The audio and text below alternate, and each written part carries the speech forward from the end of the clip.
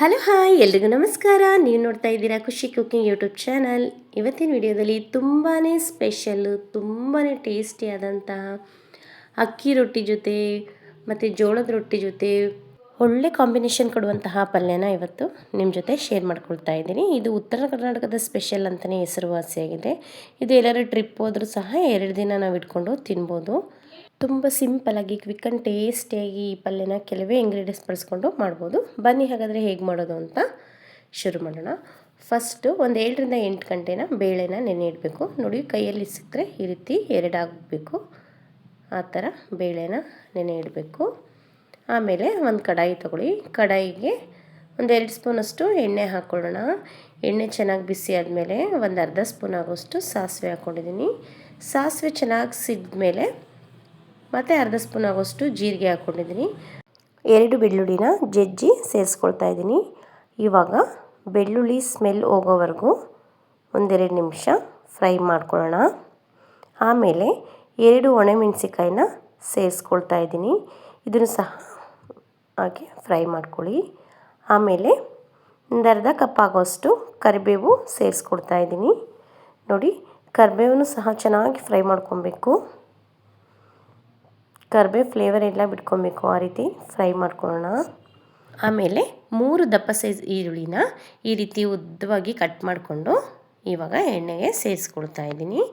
ಬೇಳೆ ಪಲ್ಯಗೆ ಈರುಳ್ಳಿ ಜಾಸ್ತಿ ಹಾಕ್ಕೊಂಡ್ರು ಟೇಸ್ಟ್ ಚೆನ್ನಾಗಿರುತ್ತೆ. ನೋಡಿ, ನಾನು 3 ದಪ್ಪ ಸೈಜ್ ಈರುಳ್ಳಿನ ಕಟ್ ಮಾಡಿಕೊಂಡು ಸೇರಿಸ್ಕೊಂಡಿದ್ದೀನಿ. ಈರುಳ್ಳಿ ಚೆನ್ನಾಗಿ ಫ್ರೈ ಆಗಬೇಕು.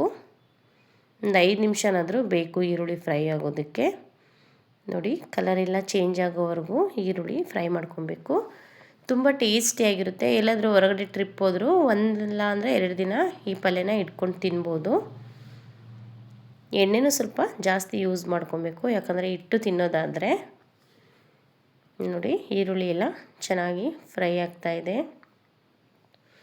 ಜೋಳದ ರೊಟ್ಟಿ ಜೊತೆ ಅಂತೂ ಸೂಪರ್ ಕಾಂಬಿನೇಷನ್ ಅಂತಲೇ ಹೇಳ್ಬೋದು, ಅಷ್ಟು ಟೇಸ್ಟಿಯಾಗಿರುತ್ತೆ.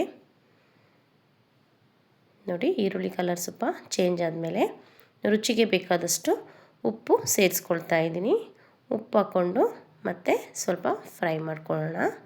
ಆಮೇಲೆ ನೆನೆಸಿದ್ವಲ್ಲ ಆ ಬೇಳೆನ ಈಗ ಸೇರಿಸ್ಕೊಳ್ತಾ ಇದ್ದೀನಿ. ನೋಡಿ, ಇವಾಗ ಬೇಳೆ ಹಾಕ್ಕೊಂಡು ಮತ್ತೆ ಒಂದು 2ರಿಂದ 3 ನಿಮಿಷ ಫ್ರೈ ಮಾಡ್ಕೊಬೇಕು. ನೋಡಿ, ಬೇಳೆ ಫ್ರೈ ಆದಮೇಲೆ 1 ಸ್ಪೂನ್ ಆಗೋಷ್ಟು ಅರಿಶಿಣ ಪುಡಿ ಹಾಕ್ಕೊಂಡು ಮತ್ತು 1-2 ನಿಮಿಷ ಫ್ರೈ ಮಾಡ್ಕೊಳ್ಳೋಣ. ಬೇಳೆ ಕಲರೆಲ್ಲ ಚೇಂಜ್ ಆಗ್ತಾ ಹೋಗುತ್ತೆ. ಎಣ್ಣೆಲೇ ಫ್ರೈ ಮಾಡ್ಕೊಬೇಕು. ತುಂಬ ಟೇಸ್ಟಿಯಾಗಿ ಬರುತ್ತೆ ಪಲ್ಯ. ನೋಡಿ, ಈ ಟೈಮಲ್ಲಿ 1 ನಿಂಬೆಹಣ್ಣಿನಷ್ಟು ಹುಣಸೆಹಣ್ಣ ನೆನೆ ಹಾಕ್ಕೊಂಡಿದ್ದೀನಿ. ಇವಾಗ ಹುಣಸೆ ರಸನ ಸೇರಿಸ್ಕೊಳ್ತಾ ಇದ್ದೀನಿ. ಹುಣಸೆ ರಸ ಸೇರಿಸ್ಕೊಂಡು ಒಂದು ಸಲ ಮಿಕ್ಸ್ ಮಾಡ್ಕೊಳ್ಳೋಣ. ಟೊಮೊಟೊನಾದರೂ ಬಳಸ್ಬೋದು. ಹುಣಸೆ ರಸ ಚೆನ್ನಾಗಿ ಟೇಸ್ಟ್ ಕೊಡುತ್ತೆ ಅನ್ನೋದಕ್ಕಷ್ಟೇ. ನೋಡಿ, ಇವಾಗ ಮತ್ತೆ ಒಂದು ಸಲ ಫ್ರೈ ಮಾಡ್ಕೊಳ್ಳೋಣ. ಆಮೇಲೆ ಅರ್ಧ ಬಟ್ಲಾಗೋಷ್ಟು ಹಸಿ ಕೊಬ್ಬರಿ ತುರಿ ಹಾಕ್ಕೊಂಡಿದ್ದೀನಿ. ಮತ್ತು ಖಾರಕ್ಕೆ ಬೇಕಾದಷ್ಟು ಖಾರದ ಪುಡಿ, ಸ್ವಲ್ಪ ಸಾಂಬಾರು ಪುಡಿ ಮತ್ತು 1-2 ಸ್ಪೂನ್ ಆಗೋಷ್ಟು ಕುರ್ಷಣಿ ಪುಡಿ ಸೇರಿಸ್ಕೊಂಡು ಚೆನ್ನಾಗಿ ಒಂದು ಸಲ ಮಿಕ್ಸ್ ಮಾಡ್ಕೊಳ್ತಾ ಇದ್ದೀನಿ. ನೋಡಿ, ಚೆನ್ನಾಗಿ ಒಂದು ಸಲ ಮಿಕ್ಸ್ ಮಾಡಿಕೊಡಿ. ಇವಾಗ ಪಲ್ಯ ನಮಗೆ ಪರ್ಫೆಕ್ಟಾಗಿ ರೆಡಿಯಾಗಿದೆ.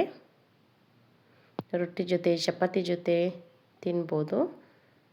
ನೋಡಿ, ಎಷ್ಟು ಪರ್ಫೆಕ್ಟಾಗಿದೆ ಪಲ್ಯ ಅಂತ. ತುಂಬಾ ಟೇಸ್ಟಿಯಾಗಿರುತ್ತೆ. ನೀವು ಒಂದು ಸಲ ಮನೇಲಿ ಟ್ರೈ ಮಾಡಿ, ನೀವೇ ಹೇಳ್ತೀರ ಎಷ್ಟು ಚೆನ್ನಾಗಿರುತ್ತೆ ಬೇಳೆ ಪಲ್ಯ ಅಂತ. ಜೋಳದ ರೊಟ್ಟಿ, ಅಕ್ಕಿ ರೊಟ್ಟಿ, ಚಪಾತಿಗೆ ಒಳ್ಳೆ ಕಾಂಬಿನೇಷನ್ ಅಂತಲೇ ಹೇಳ್ಬೋದು. ಕೊನೆಯದಾಗಿ ಚಿಕ್ಕದಾಗಿ ಕಟ್ ಮಾಡ್ಕೊಂಡಿರುವಂತಹ ಕೊತ್ತಂಬರಿ ಸೊಪ್ಪು ಹಾಕ್ಕೊಂಡ್ರೆ ಇವಾಗ ಪಲ್ಯನ ನಾವು ಸರ್ವ್ ಮಾಡ್ಕೊಬೋದು. ನೋಡಿ, ಪಲ್ಯ ಎಷ್ಟು ಪರ್ಫೆಕ್ಟಾಗಿ ಆಗಿದೆ, ಉದ್ರಾಗಿ ಅಂತ. ಈ ರೆಸಿಪಿ ನಿಮಗೆ ಇಷ್ಟ ಆಗಿದೆ ಅಂದ್ಕೊಂಡಿದ್ದೀನಿ. ಇಷ್ಟ ಆದರೆ ಪ್ಲೀಸ್ ಒಂದು ಲೈಕ್, ಶೇರ್, ಕಮೆಂಟ್ ಮಾಡೋದನ್ನು ಮರಿಬೇಡಿ. ಮತ್ತು ಫ್ರೆಂಡ್ಸ್ ಆ್ಯಂಡ್ ಫ್ಯಾಮಿಲಿಗೆ ಶೇರ್ ಮಾಡಿ. ನಮ್ಮ ಚಾನಲ್ನ ಸಬ್ಸ್ಕ್ರೈಬ್ ಆಗಿಲ್ಲ ಅಂದರೆ ಪ್ಲೀಸ್ ಈ ಕೂಡಲೇ ಸಬ್ಸ್ಕ್ರೈಬ್ ಆಗಿ. Thank you.